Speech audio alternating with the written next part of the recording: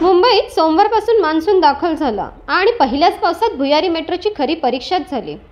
Worli station येथे पाणी साचलं, प्रवासी त्रस्त झाले, प्रशासन मात्र गाफील राहिलं।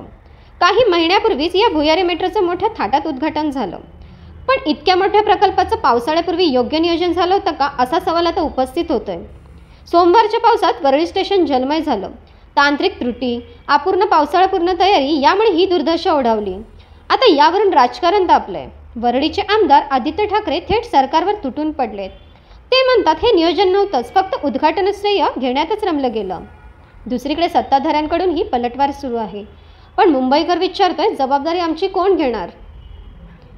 अखेर एवढ्या हजारो कोटींच्या प्रकल्पात जर पाणी साचत असेल तर लोकांचे कर कुठे जातात। भुयारी मेट्रोचा हा पाण्यात गेलेला विश्वास पुन्हा मिळवण्यासाठी सरकारला आता केवळ पावसात नव्हे तर जनतेच्या प्रश्नातूनही वाट काढावी लागणार आहे। नहीं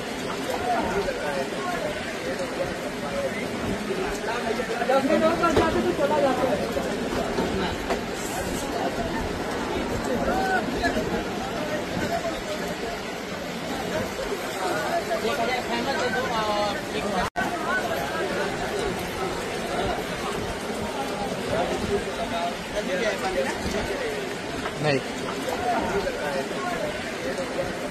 अशीच अपडेट पाहत रहा शिवकन्या न्यूजवर। बातमी विश्वात सतत खबरदार आणि जागरूक राहण्यासाठी चॅनलला सबस्क्राइब करा।